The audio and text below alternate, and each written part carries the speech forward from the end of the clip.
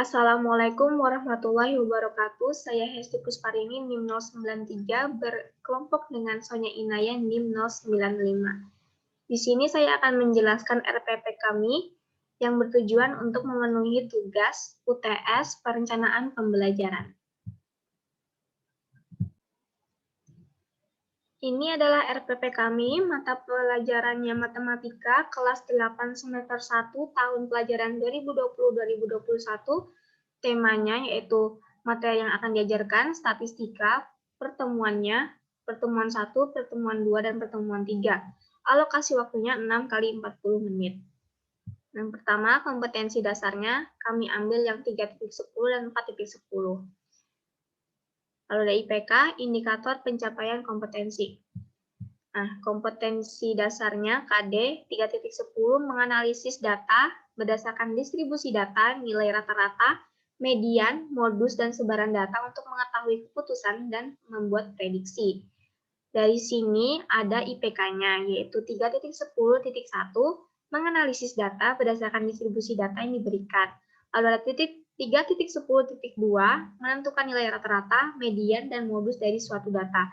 Lalu 3.10.3 menentukan sebaran data yaitu jangkauan kuartil, jangkauan interkuartil, dan simpangan kuartil dari suatu data. Selanjutnya, 4.10 menyajikan dan menyelesaikan masalah yang berkaitan dengan distribusi data, nilai rata-rata, median, modus, dan sebaran data untuk mengambil kesimpulan, membuat keputusan, dan membuat prediksi.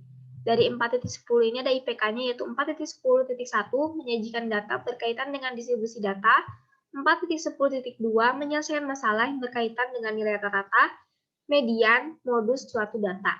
Lalu 4.10.3 menyelesaikan masalah yang berkaitan dengan sebaran data yaitu jangkauan kuartil, jangkauan interkuartil, dan simpangan kuartil dari suatu data. Lalu untuk tujuan pembelajarannya setiap pertama, kedua, dan ketiga pada pertemuan ini berbeda ya. Untuk pertemuan pertama, diberikan LK dan diskusi kelompok ahli, siswa dapat menganalisis data berdasarkan distribusi data yang diberikan melalui diagram batang, garis, dan lingkaran melalui kegiatan diskusi kelompok dengan tepat. Lalu yang kedua, diberikan LK dan diskusi kelompok ahli, siswa dapat menyajikan data berkaitan dengan distribusi data menjadi diagram batang, garis, lingkaran melalui kegiatan diskusi kelompok dengan tepat. Lalu untuk pertemuan kedua, diberikan pretest, pengantar materi, dan kuis, siswa dapat menentukan kembali rata-rata, modus, dan median suatu data melalui kegiatan latihan individu dan ceramah guru dengan tepat. Selanjutnya, diberikan LKS, pretest, dan kuis, siswa dapat menyelesaikan masalah yang diberikan yang berkaitan dengan nilai rata-rata, modus, dan median suatu data melalui kegiatan diskusi kelompok dan latihan individu dengan benar. Untuk pertemuan ketiga, diberikan pengantar materi dan berbagai soal pada kartu. Siswa dapat menentukan sebaran data yaitu jangkauan kuartil, jangkauan interkuartil, simpangan kuartil dari suatu data dan melalui kegiatan ceramah, guru, dan permainan make and match dengan tepat.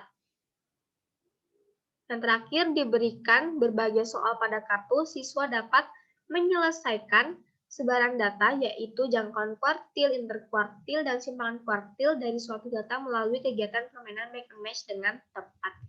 Di sini modelnya kita menggunakan kooperatif yaitu tipe Jigsaw 2, tipe Team Assisted Individualization, lalu ada tipe make and match. Pendekatan yaitu konstruktivisme, strateginya kooperatif, teknik pembelajaran, ceramah, kerja tim, permainan, dan latihan individu. Kita masuk ke kegiatan pembelajaran. Untuk pertemuan pertama, kita menggunakan model kooperatif tipe Jigsaw 2. Submaterinya, penyajian data. Untuk pendahuluan, di sini ada orientasi, apersepsi, motivasi, dan pemberian acuan. Waktunya adalah 10 menit. Kita kegiatan intinya, ini kita berpacu pada Jigsaw 2. Tahap pertamanya, membaca. Siswa dibagi menjadi 2 kelompok, setiap anggota kelompok diberikan subbab yang sama, tetapi dengan pembagian materi yang berbeda. Untuk kelompok 1, penyajian data yang dipelajari berupa diagram batang dan diagram garis. Sedangkan untuk kelompok 2, penyajian data yang dipelajari berupa diagram lingkaran. Lalu ada tahap kedua yaitu diskusi kelompok ahli.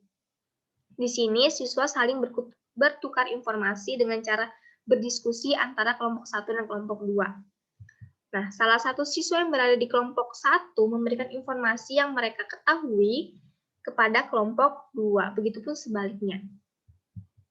Untuk tahap 3 yaitu laporan kelompok, siswa kembali ke kelompok dasar atau asal dan akan menjelaskan apa yang mereka dapatkan dari kelompok lainnya.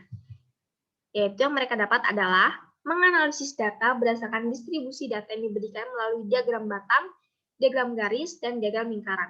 Dan menyajikan data berkaitan dengan distribusi data menjadi diagram batang, diagram garis, dan diagram lingkaran. Untuk tahap keempat, yaitu tes, siswa diberikan LK atau lembar kerja yang meliputi semua topik yang didapat dari hasil diskusi kelompok. Nah, untuk tahap ini mereka mengerjakannya secara individu ya. Lalu tahap 5, penghargaan kelompok. Nah, kelompok siswa mendapatkan rata tertinggi mendapat penghargaan. Setiap jawaban yang benar diberi 10 poin dan jawaban yang salah diberi 0 poin.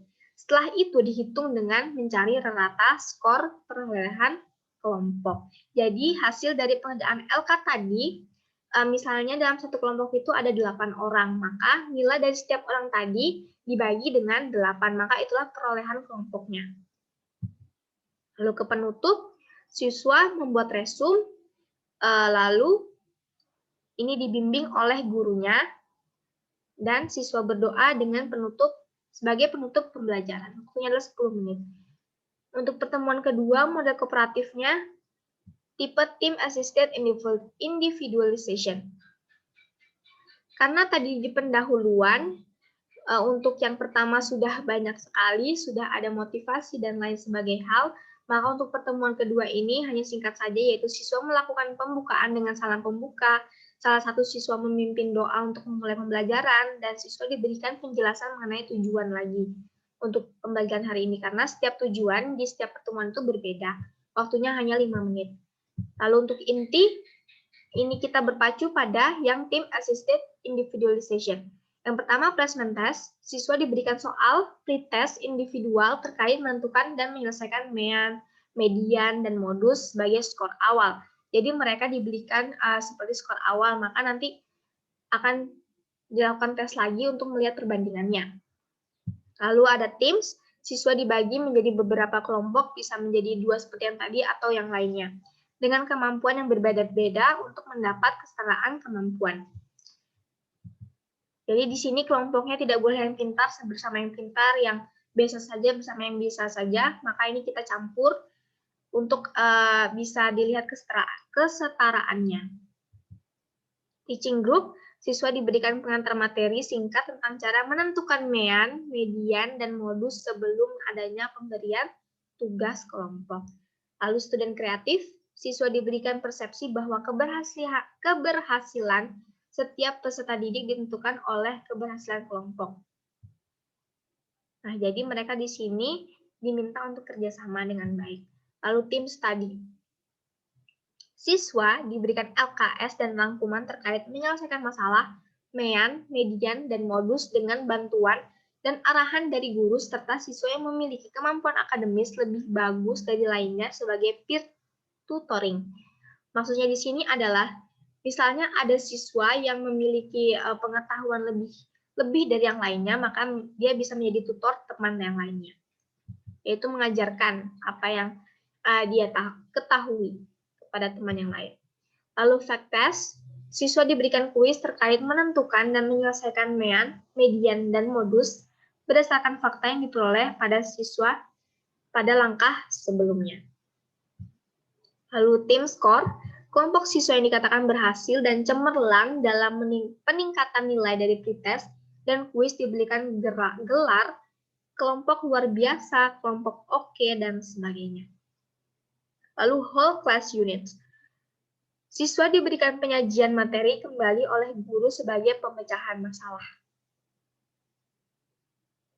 Nah, lalu kita ke penutup. Di sini tadi alokasi waktunya 70 menit. Lalu ke penutup, Siswa diberikan simpulan dan penguatan materi mean, median, dan modus. Lalu siswa berdoa sebagai penutup pembelajaran. Alokasi waktunya 5 menit saja. Lalu yang terakhir, pertemuan ketiga, model kooperatif, tipe make and match. Submaterinya sebaran data. Kegiatan pendahuluannya sama saja A sampai C, tetapi untuk tujuan selalu berbeda ya. Untuk yang D, siswa diberikan pengantar pembelajaran terkait menentukan sebaran data, yaitu jangkauan kuartil, jangkauan interkuartil, dan simpangan kuartil dari suatu data. Alokasi waktunya itu 5 menit. Lalu kegiatan intinya di sini kita berpacu pada make and match. Siswa dibagi menjadi beberapa kelompok, bisa 2, bisa 4, dan lain sebagainya hal. Yang penting, kelompok tersebut dikatakan setara. Lalu yang B, siswa memperhatikan penjelasan aturan permainan make and match. Di sini guru akan memberikan penjelasan bagaimana mekanisme permainan make and match untuk siswa mainkan. Lalu setiap kelompok menerima paket kartu-kartu soal dan jawaban berisi soal terkait menentukan dan menyelesaikan sebaran data dari suatu data. Setiap kelompok berlomba mencocokkan semua kartu soal dengan kartu jawaban. Lalu kelompok yang selesai mencocokkan kartu lebih cepat dan tepat dari yang lainnya memenangkan permainan. Lalu yang F, kelompok yang selesai mencocokkan kartu lebih cepat dan tepat, yaitu sebagai pemenang akan menerima hadiah sebagai bentuk apresiasi. Alokasi waktunya yaitu 70 menit. Lalu ke penutup, siswa diberikan simpulan dan penguatan materi penyebaran data, dan siswa berdoa sebagai penutup pembelajaran. Alokasi waktunya 5 menit. Sekian penjelasan UTS dari saya. Wassalamualaikum warahmatullahi wabarakatuh.